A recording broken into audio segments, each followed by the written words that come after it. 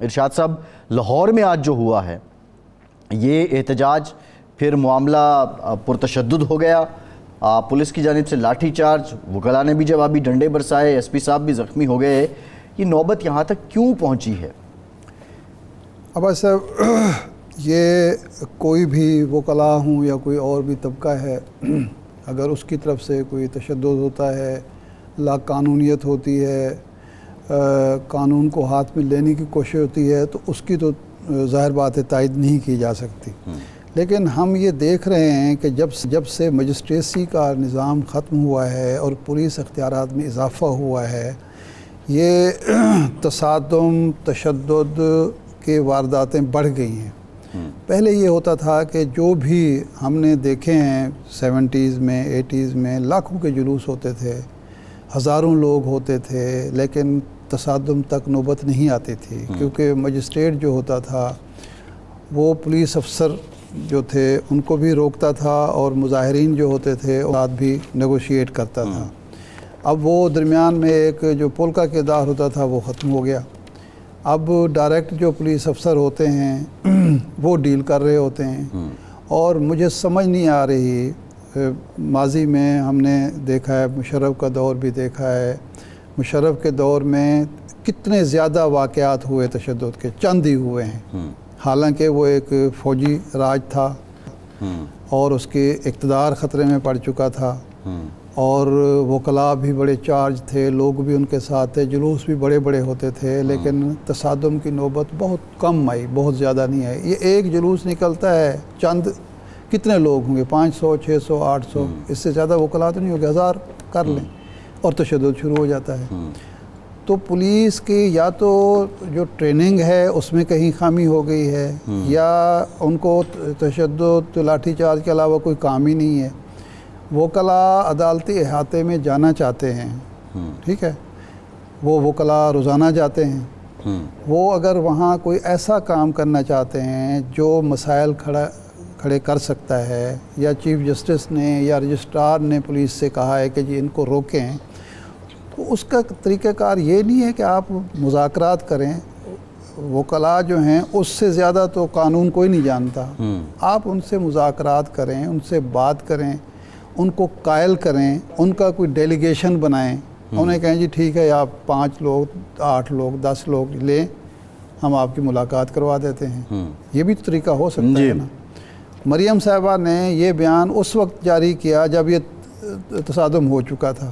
یہ آپ ہدایات پہلے جاری کریں، پولیس سے کہیں کہ جی کسی قیمت پر بھی معاملہ پرتشدد نہیں ہونا چاہیے، اور معاملہ خرابی کی طرف نہیں جانا چاہیے. سیاسی دور میں، جمہوری دور میں احتجاج کا حق کیسے آپ کسی سے چھین سکتے ہیں، اور خاص طور پر وہ وکلاء کی کمیونٹی سے.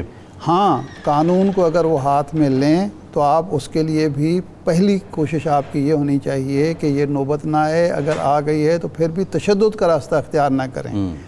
تو میں تو اس کو انفارچونیٹ ہی قرار دوں گا کہ بات جہاں بھی ہوتی ہے، کئی واقعات ہو چکے ہیں نا کہ ہوتا ہے اور تشدد شروع ہو جاتا ہے، لاٹھی چارج شروع ہو جاتا ہے، اس سے کم پر کوئی گزارے نہیں ہوتا.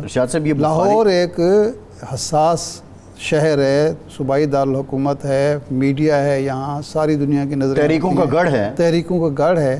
تو کسی ایک شخص کی جو غلط حکمت عملی ہوگی اس کی وجہ سے وہ تماشا بن گیا. جو احتجاج 1 گھنٹے میں آدھے گھنٹے میں ختم ہو جانا تھا، وہ سارا دن اب وہ ایشو بن گیا. ارشاد صاحب، لاہور میں آج جو ہوا ہے یہ احتجاج پھر معاملہ پرتشدد ہو گیا.